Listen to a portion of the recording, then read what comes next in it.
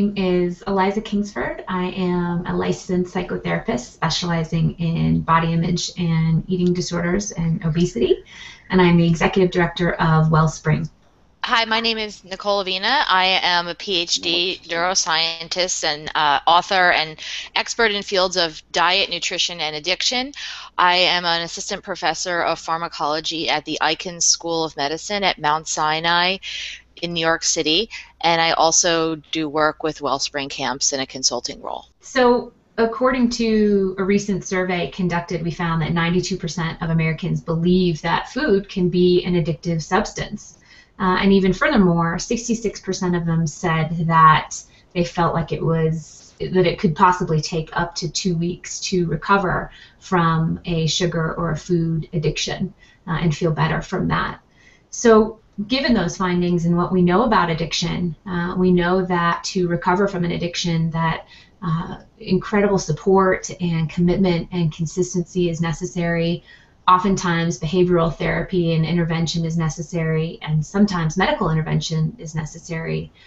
It is remiss to say that folks suffering from a food addiction could be cured or helped or relieved by just asking them to eat less and move more and just go to the gym and eat fewer calories. We know that this is a complex issue and a complex problem that is incredibly more complicated than that. Certainly, food addiction is a concept that the scientific community has been studying for many years now.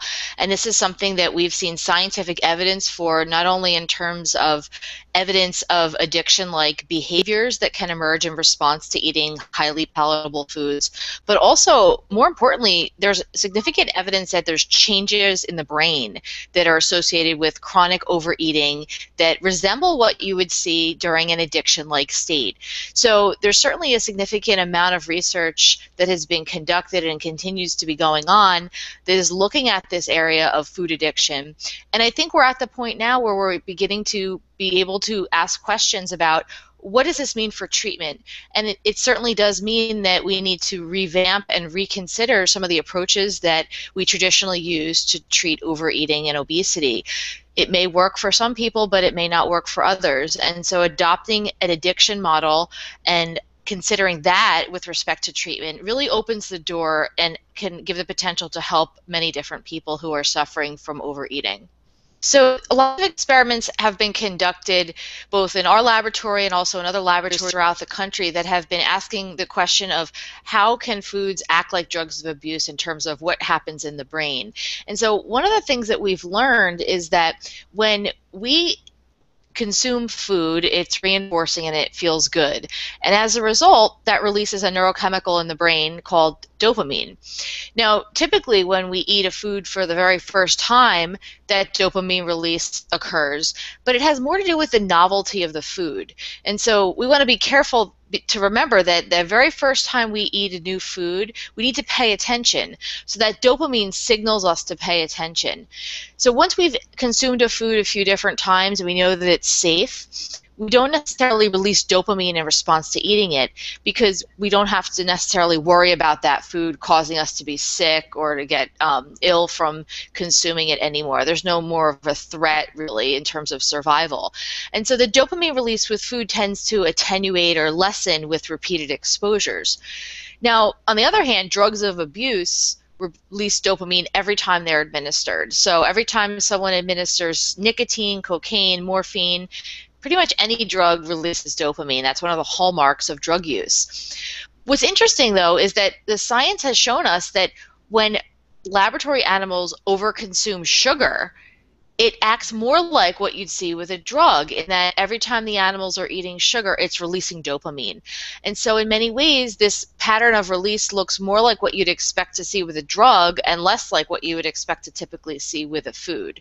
And there's been lots of clinical studies that have gone on to expand on this area of research showing changes in the brain that are consistent with alterations in addiction areas in humans as well. And so it seems that the dopamine systems are perturbed by overconsumption of sugar and highly palatable foods, and this perturbation occurs in a way that is similar to what you'd see with an addiction to drugs.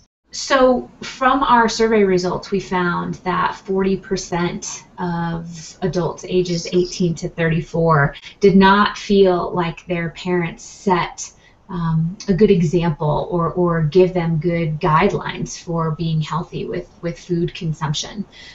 We thought that was really interesting and wondered if if the emerging science is specific to that age group, 18 to 34, if something has changed to perhaps prevent people from being able to provide guidelines, or if the guidelines or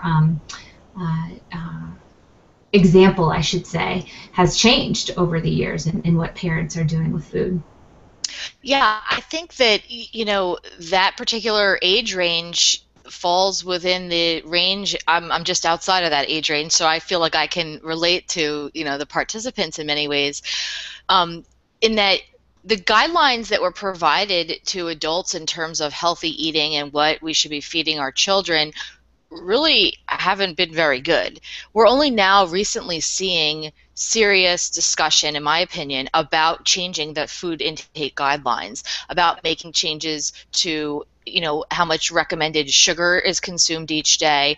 And we're also seeing some discussion and debate about changes in nutrition label and making nutrition information, the nutrition facts label, more apparent and more obvious so that people can understand it better.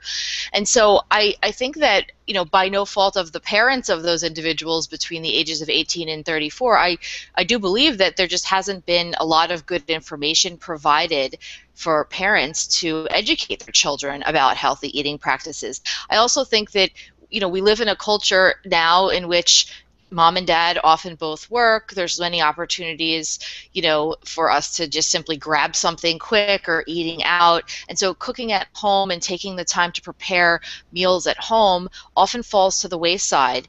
And I think that the sort of long-term ramifications of that haven't necessarily been taken very seriously until recently, where we're now seeing issues related to obesity. And more importantly, I think it's issues related to behavior change. Mm-hmm. And so when children are exposed to certain types of eating practices that they receive from their family life at home, it's hard to break those habits later in life. And so if you grow up, drinking soda and having dessert every single night, and that becomes a way of life, that becomes the norm. And so it's difficult to make those changes once you become an adult if you start to have medical problems that potentially are related to those behaviors. Right. So I think now we're starting to see a bit of a change in tide in that, we're starting to see recommendations being made by the World Health Organization, for instance, to change the recommended amount of sugar intake that children should be having. And it's a drastic reduction. It's much less than what is currently being consumed and much less than what's, presently available. So I think that over time we should see some additional changes, and hopefully with the next generation, they won't necessarily feel the way that this particular one does. I want to take the time to thank Dr. Avena for her time today and the incredible work that you do in the research field and research realm that really changes and guides the treatment that is out there. Without researchers like you, we wouldn't be able to advance and to tailor the treatment in the way that we need to. Without the research and the advance in the findings and the science, we wouldn't be able to provide the effective treatment outcomes that we're able to provide based on that research and based on your findings. So I just wanted to thank you for hanging out with me today, and for anyone who's watching or listening. I hope this provides more information about the problems that we're facing with food and some of the struggles that people can have with food and why they might be struggling, and let you know that Wellspring is a program that's out there to help and to provide the treatment necessary to get you on your way to a healthier lifestyle. As a final thought, I would say that there is evidence that food addiction is real, and this is something that can be affecting adults and children and young adults as well. And I think that it's important for people to realize that by taking an addiction approach or addiction process in terms of the treatment, there is evidence that it can be effective. And people who have struggled with obesity and overeating for many years may find that looking at their problem through an addiction lens can be the way to finally achieve what their goals are for healthy eating. And this isn't necessarily something that can be done alone. And I think we know from looking at the history of addiction to other substances like drugs and alcohol, it's not easy, and it's not something that people often can do by themselves. And so finding the right resources and the right groups that can assist you with your goals is the way to go.